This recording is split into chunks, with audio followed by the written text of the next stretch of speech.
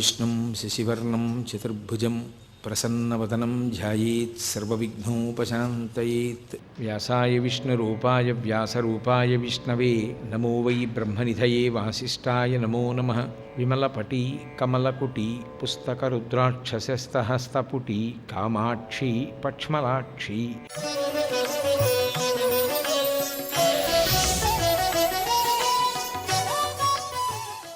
శరీరానికి ఒక ధర్మం ఉంటుంది. ఆ శరీరం బడలిపోవడం అన్నది ఒకటి ఉంటుంది, దానికి ఆకలి వేయడం అన్నది ఒకటి ఉంటుంది, దాహం వేయడం అన్నది ఒకటి ఉంటుంది. ఒకవేళ మనసు ఇతర కార్యక్రమం మీద నిమగ్నమైనటువంటి కారణం చేత ఉపాధి పడుతున్నటువంటి ఖేదాన్ని, ఉపాధికి ఏర్పడినటువంటి అవసరాన్ని మనసు విస్మరించిన పదార్థం ఎదురుగుండా వచ్చి నన్ను నువ్వు తిను అన్నట్లుగా కనపడుతోందనుకోండి, అప్పుడు ఎవరికైనా సరే ఆ బడలిక గుర్తు రావడం, ఆకలి వెయ్యడం, అయ్యో తిని చాలాసేపు అయింది ఏదో ఒకటి నోట్లో వేసుకుందాం అని అనిపించడం పరమ సహజమైనటువంటి విషయం.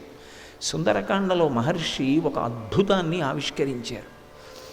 హనుమ అన్వేషణం చేసేటప్పుడు దదర్శ హరిషార్దూలస్తస్య రక్షపతి గృహీ మృగాణం మహిషాణాంచ వరాహాణాంచ భాగశః అన్నారు. అక్కడ అంతఃపురంలో ఎన్నో పదార్థములు వండి సిద్ధంగా ఉంచారు. అందులో లేడి మాంసం, జింక మాంసం, అడవి పంది మాంసం, దున్నపోతు మాంసం దగ్గర నుంచి అనేక రకములైనటువంటి పదార్థములను వండారు. అవి మూతలు తీసి ఉన్నటువంటి కారణం చేత, కొంతమంది కొంత తిని విడిచిపెట్టినటువంటి కారణం చేత ఎంత గొప్ప సువాసనలు వస్తున్నాయంటే, తల్లి బిడ్డని భోజనానికి పిలిచినప్పుడు ఎంత ప్రేమతో పిలుస్తుందో అంత ప్రేమగా రా నన్ను తిను, రా నన్ను తిను అని పిలుస్తున్నట్లుగా వస్తున్నాయిట వాసనలు.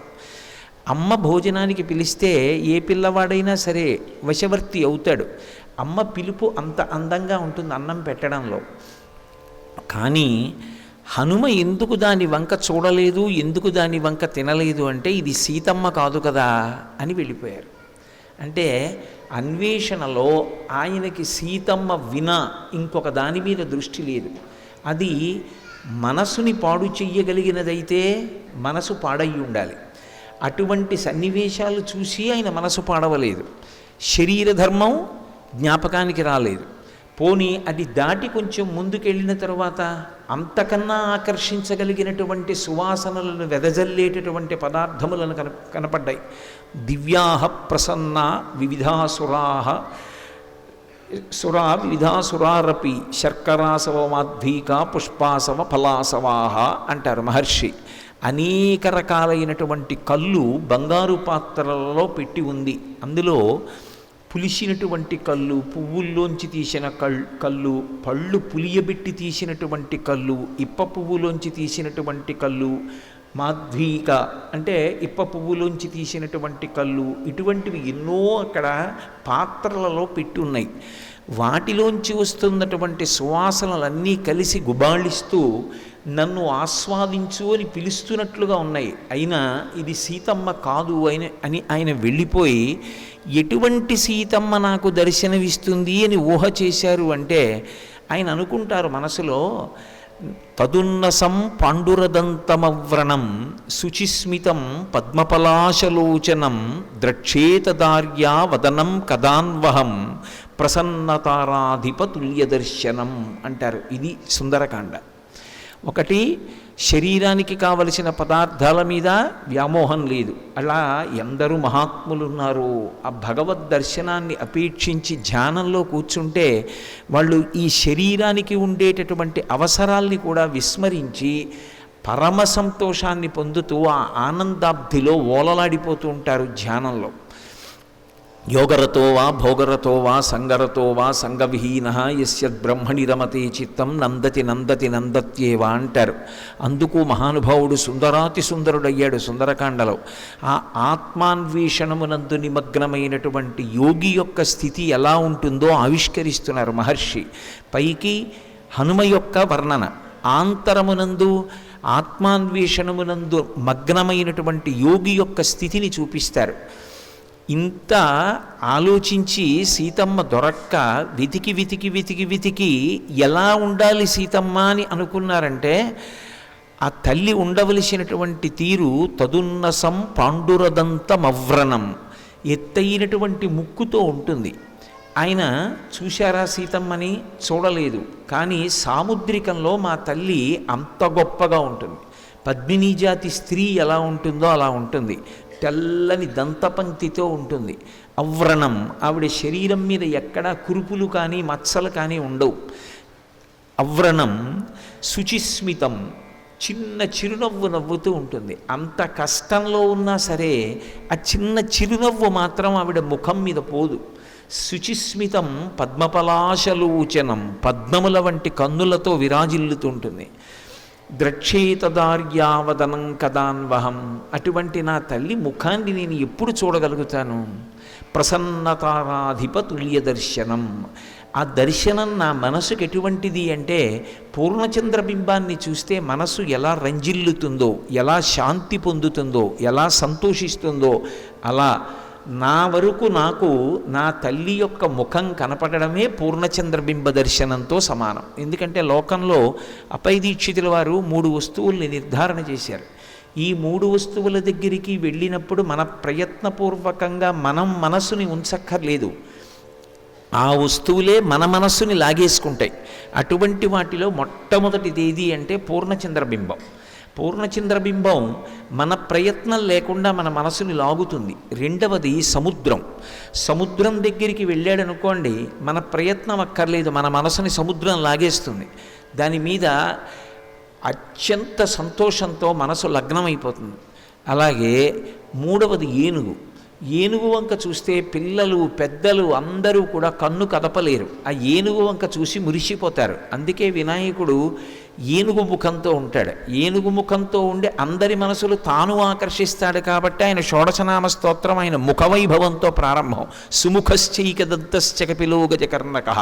సుముఖం అంటే ఏనుగు ముఖం అని కాదు దాని అర్థం. అందరి మనసులు తాను లాగుతాడు. మిగిలిన వాళ్ళ దగ్గర మన మనసు మనం పెట్టాలి. వినాయకుడి దగ్గర అలా అక్కర్లేదు. ఆయనే మన మనసు లాగి నీ మనసు నా దగ్గర పెట్టావని ఫలితాన్ని ఇచ్చేస్తాడు. అందుకని సుముఖుడు. అలా అటువంటి నా తల్లి యొక్క ముఖమండలం ఎప్పుడు దర్శనం అవుతుందో, చిట్ట చివరికి ఇక సీతమ్మ తల్లి దర్శనం కాలేదనేటటువంటి బాధతో శరీరమే విడిచిపెట్టేద్దామనుకున్నటువంటి హనుమ శరణాగతి మార్గాన్ని అవలంబించారు. శాస్త్రంలో శరణాగతి అనేటటువంటిది ఎంత గొప్పదో నిరూపణం చేశారు.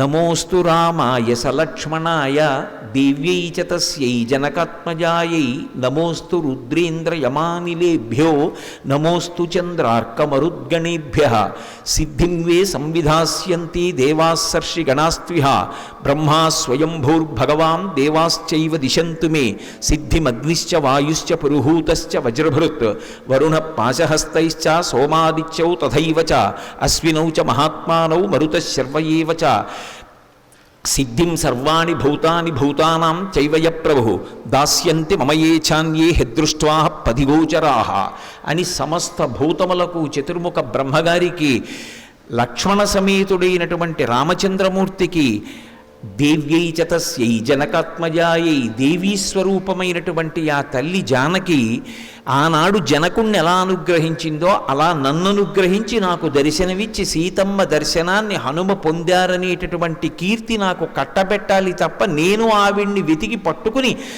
హనుమ సీతాదర్శనం పొందారనేటటువంటి కీర్తి పొందడానికి అది వస్తువు కాదు, ఆవిడ పరబ్రహ్మస్వరూపిణి. అటువంటి తల్లి యొక్క దర్శనం ఆవిడ అనుగ్రహంతో జరగాలి తప్ప నేను ప్రయత్నం చేస్తే లభించదని శరణాగతి చేశారు. నమస్కార వైభవంలో వచ్చినటువంటి కించిత్ దోషాన్ని దిద్దుకున్నారు. బయలుదేరుతున్నప్పుడు సీతమ్మకి నమస్కరించలేదు. ఎందుకని అంటే సూర్యాయ మహేంద్రాయ పవనాయ స్వయంభువే భూతేభ్యశ్చాంజలిం కృత్వా చకార గమనీమతిం అని బయలుదేరుతున్నప్పుడు బ్రహ్మగారికి తండ్రి అయినటువంటి వాయుదేవుడికి గురువు అయినటువంటి సూర్యభగవానుడికి రామచంద్రమూర్తికి నమస్కరించారు తప్ప ఏ తల్లి దర్శనానికి బయలుదేరారో ఆ తల్లికి నమస్కరించలేదు. ఇప్పుడు అది జ్ఞాపకానికి వచ్చింది. ఎందుకు జ్ఞాపకానికి వచ్చింది అంటే ఉపాసనలో మీరు ఒక విషయాన్ని జ్ఞాపకం పెట్టుకోవాలి. పరమభక్తి తత్పరుడైనటువంటి వ్యక్తి ఎప్పుడైనా ఎక్కడైనా ఒక దోషాన్ని చేస్తే ఆ దోషాన్ని అమ్మవారు స్మృతి రూపంలో దిద్దుతుంది. మళ్ళీ ఆయనకే జ్ఞాపకం వస్తుంది, ఓ ఈ దోషం జరిగిందని. అందుకే ఆయన చనిపోవాలి అని అనుకున్నప్పుడు ఆయనకే ఒక విషయం స్ఫురణకొచ్చింది. వినాశే భవో దోషాః జీవన్ భద్రాణి పశ్యతి అంటారు, ఆర్షవాక్కు అంటారు దాన్ని. రామాయణం ఈ జాతికి అందింపబడినటువంటి జీవగర్ర. అయిన దానికి కాందానికి చచ్చిపోవడం గొప్ప కాదు, బ్రతికుండడం గొప్ప. పరిస్థితులను ఎదుర్కోవడం గొప్ప, ఎదుర్కొని రాటుదేరి తాను విజయం సాధించడం గొప్ప. అమ్మ కొట్టిందని చచ్చిపోవడం, నాన్నగారు దెబ్బలాడారని చచ్చిపోవడం, పరీక్ష పోయిందని చచ్చిపోవడం, ప్రతిదానికి చచ్చిపోవడం మార్గం కాదు. మృత్యుదారు కుఠారిక ఆవిడ. మృత్యువు అనేటటువంటి దారువుకి ఆవిడ గొడ్డలి పెట్టు లాంటిది. ఆ తల్లిని స్మరించినంత మాత్రం చేత ఆవిడ ఉపాసనలో వచ్చేటటువంటి దోషాన్ని దిద్దుతుంది. అందుకే ఆయనకు ఒక విషయం జ్ఞాపకానికి వచ్చింది, వినాశే భవో దోషాః. అసలు నేను చనిపోతాననేటటువంటి ఆలోచన మనిషికి రావడం పరమ భయంకరమైన విషయం. అంతకన్నా దోషభూయిష్టమైన ఆలోచన ఇంకొకటి లేదు. చనిపోయి ఏం సాధిస్తాం? చనిపోకూడదు. జీవన్ భద్రాణి పశ్యతి. ఎవడు బ్రతికుంటాడో వాడు ఎప్పుడో అప్పుడు శుభవార్త వింటాడు. ఇది సుందరకాండలో అనేక పర్యాయాలు దొర్లుతుంది ఇటువంటి సందర్భం. అందుకని సంపాతి వాక్యం జ్ఞాపకానికి వచ్చింది. కాలిపోయిన రెక్కలున్నటువంటి సంపాతి దూరంగా లంకాపట్టణంలో సీతమ్మ ఉంది అని చెప్పినంత మాత్రం చేత తిరిగి రెక్కలొచ్చాయంటే, రామకార్యం మీద వెడుతున్న వాడికి మాట సాయం చేసినంత మాత్రాన కాలిపోయినటువంటి రెక్కలున్న సంపాతికి తిరిగి రెక్కలు వస్తే, సీతా దర్శనం కోసం రామకార్యం మీద బయలుదేరి నేను వస్తున్నప్పుడు విరుద్ధమైనటువంటి ఎన్నో విషయములు నా పట్ల ఆనుకూల్యతని ప్రకటనం చేస్తే సీతమ్మ దర్శనం నాకెందుకు కాదు? కాలిపోయినటువంటి రెక్కలు మళ్ళీ మొలిచినటువంటి సంపాతి వాక్యం నాకు ప్రమాణం. సంపాతి వాక్యాన్ని ప్రమాణంగా తీసుకుని మళ్ళీ వెతుకుతాను. ఈసారి సీతమ్మకి నమస్కారం చేసి ఆమె దర్శనాన్ని అపేక్షిస్తాను. ఇది దోషాన్ని దిద్ది అది వస్తువు కాదు నేను దర్శించడానికి. నేను చెయ్యగలిగినది ఉపాసన. ఆమె అనుగ్రహించి దర్శనం ఇవ్వాలి తప్ప నేను కాదు దర్శనం చేసేది. అందుకని ఇప్పుడు నమస్కారంతో మొదలుపెట్టారు. నమోస్తు రామాయ సలక్ష్మణాయ దివ్యై చ తస్యై జనకాత్మజాయై. ఎప్పుడూ కూడా ఉపాసనలో భగవంతుణ్ణి ఒక్కడిని పిలవరు. అందుకే మీరు సనాతన ధర్మంలో ఉపాసనకి సంబంధించిన రహస్యాన్ని గమనిస్తే ఎప్పుడు భగవంతుణ్ణి ఆరాధన చేసినా సశక్తియుతుడిగా ఆరాధన చేస్తారు. పక్కన శక్తి లేనటువంటి వాణ్ణి ఆరాధన చెయ్యరు. ఏదో శిచీ పురంధరాభ్యాం నమః, వాణీ హిరణ్యగర్భాభ్యాం నమః, పార్వతీ పరమేశ్వరాభ్యాం నమః, సీతారామాభ్యాం నమః అలా అంటాం తప్ప పక్కన అమ్మవారు లేనటువంటి వారికి సంప్రదాయంలో ఉపాసన రీత్యా పూజ చేయరు.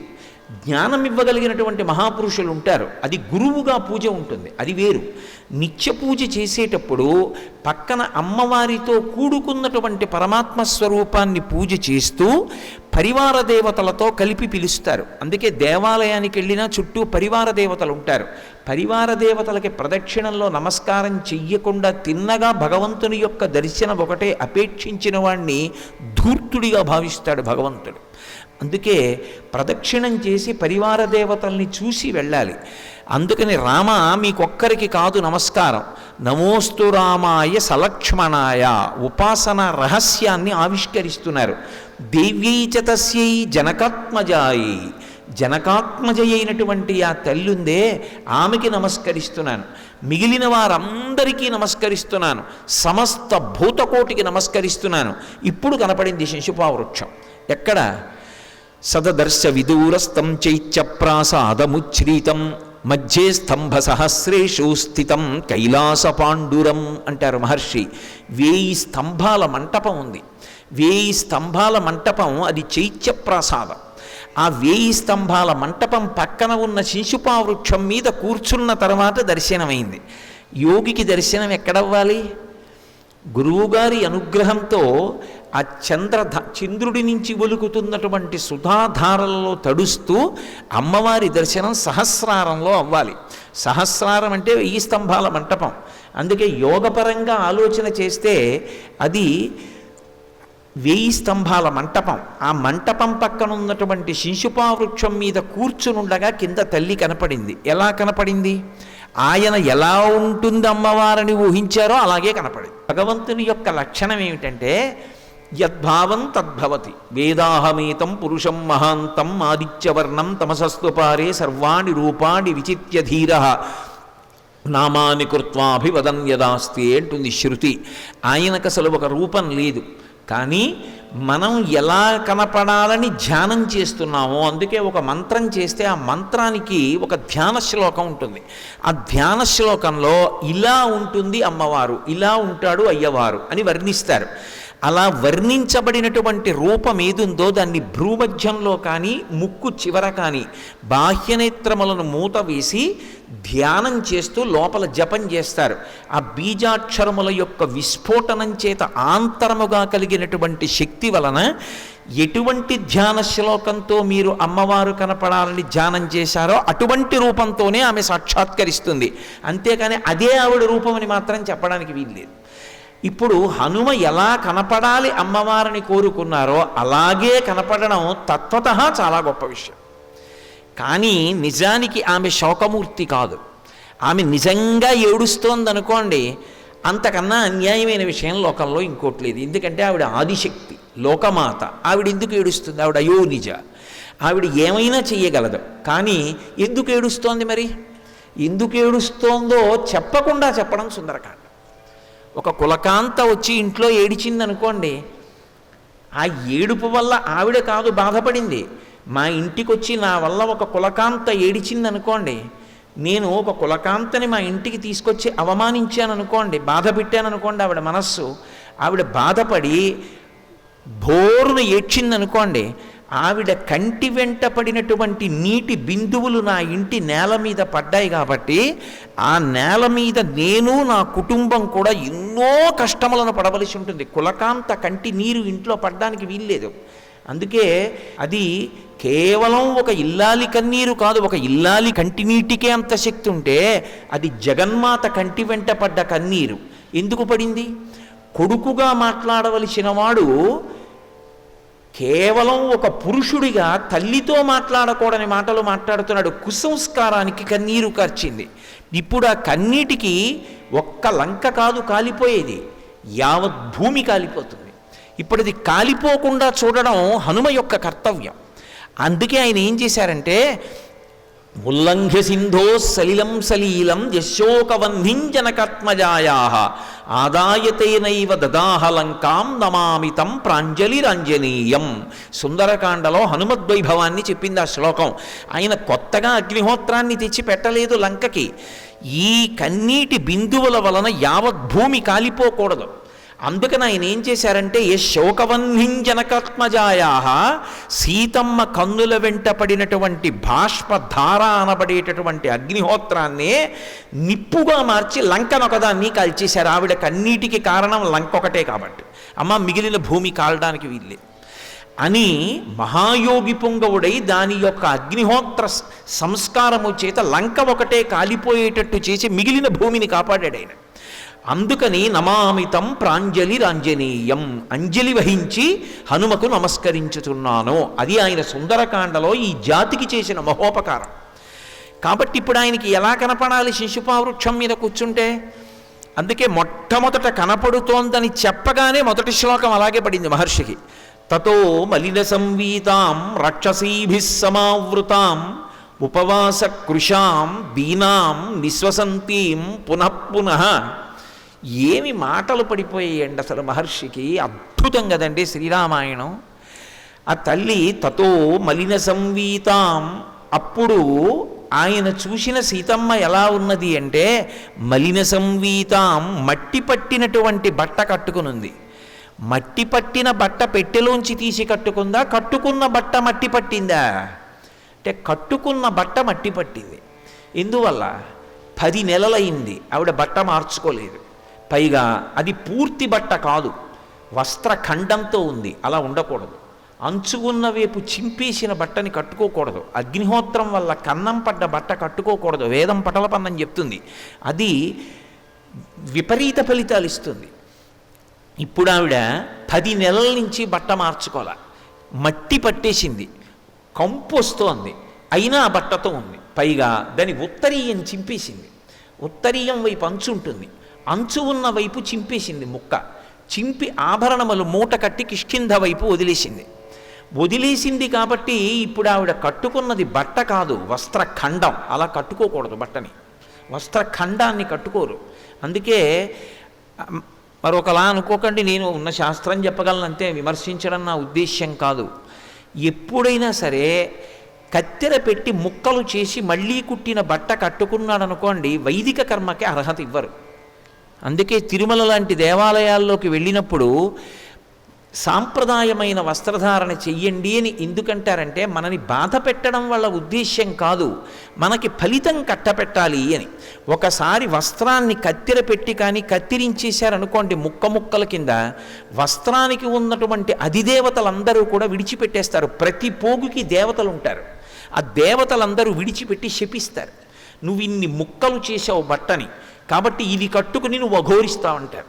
ఇప్పుడు దాన్ని మళ్ళీ తిరిగి ముక్కల్ని కుట్టారనుకోండి, కుట్టి దాన్ని తొడుక్కున్నారనుకోండి, అప్పుడు ఇక వైదిక కర్మకి పనికిరాడు. సర్వం శ్రీ ఉమామహేశ్వర పరబ్రహ్మార్పణమస్తు.